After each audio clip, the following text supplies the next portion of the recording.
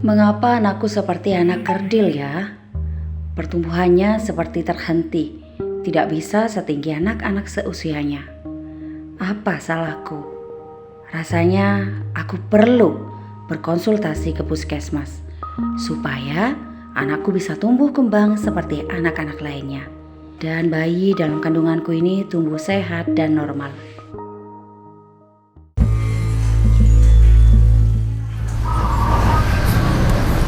Nun sewu ibu-ibu. Monggo Bu, monggo. Loh, mau kemana Bu? Kok kelihatannya cemas gitu? Mau ke puskesmas, Bu. Ya sudah Bu, monggo diteruskan ke puskesmas. Semoga ada jalan nggih Bu. Nggih, matur nuwun nggih, Bu. Mari. Nggih monggo, monggo.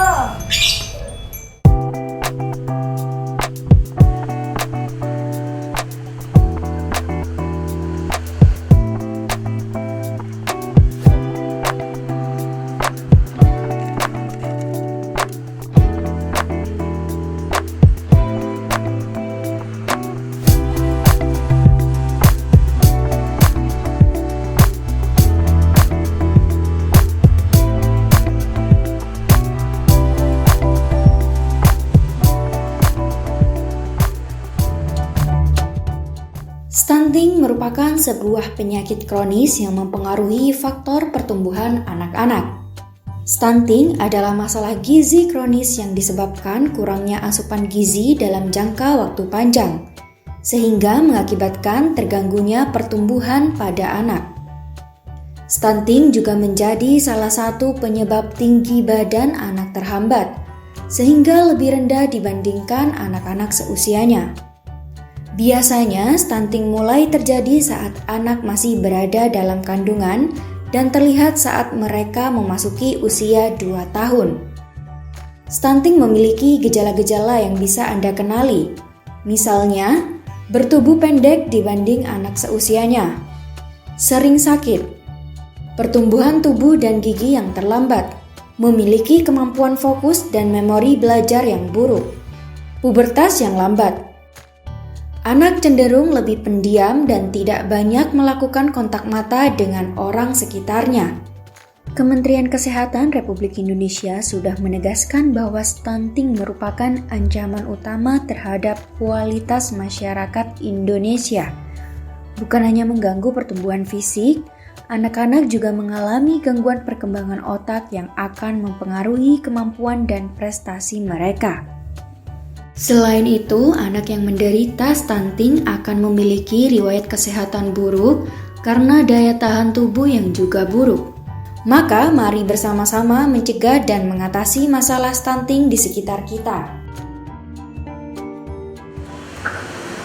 Panggilan Poli KIA Ibu Alivia.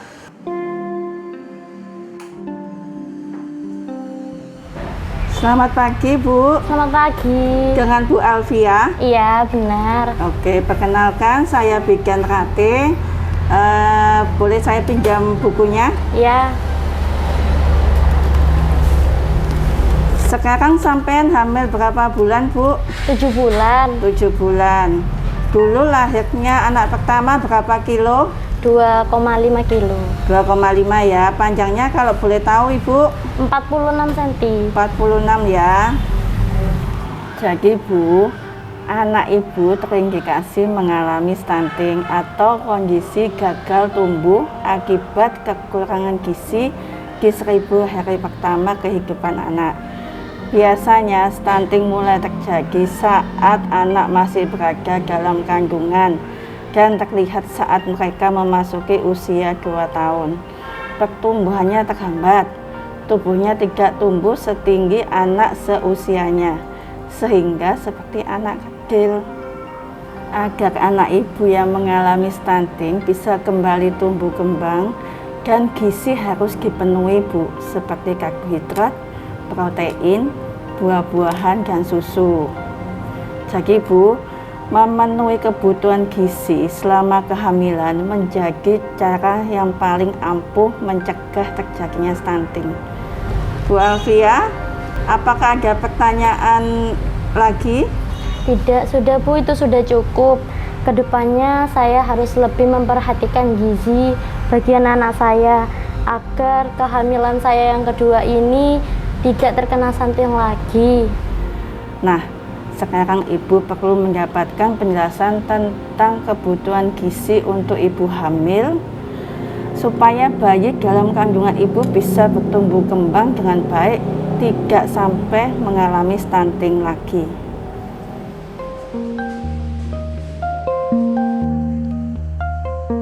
Dengan Bu Alivia? Iya. Nah, ini kehamilan kedua ya? Iya, kehamilan kedua, Bu.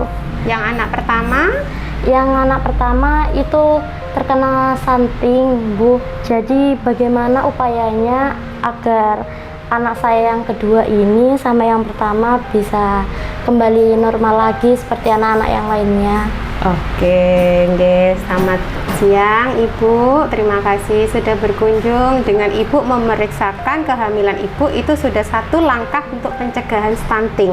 Stunting adalah kondisi gagal tumbuh pada anak balita akibat kekurangan gizi kronis, terutama dalam 1000 hari pertama kehidupan. Ibu pernah dengar 1000 HPK itu apa, Bu? Belum. 1000 HPK itu dimulai saat hamil. Jadi gizi anak, gizi balita itu dimulai saat hamil, kemudian 9 bulan dia dilahirkan, 6 bulan pertama dia diberikan ASI eksklusif, 2 tahun namanya baduta, itu pertumbuhan otak sebanyak 80%. Jika dalam 2 tahun pertama kehidupan setelah dia dilahirkan itu terjadi kurang gizi atau terjadi stunting, maka akan sangat mempengaruhi pertumbuhan dan perkembangannya kelak. Untuk ibu hamil, pencegahannya dengan memberikan makanan tambahan atau PMT kalau untuk ibu yang memang kurang gizi, ditandai dengan lingkar lengan kurang dari 23,5, itu namanya bumil cake.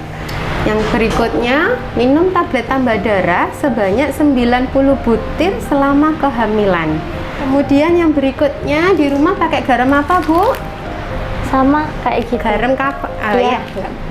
Jadi pakai garam beriodium, Mbak ya, ditaruh di wadah tertutup. Ini coba saya kasih tahu, Mbak ya. Jadi kalau garam beriodium itu ditetesi berubah jadi biru atau ungu tua seperti ini.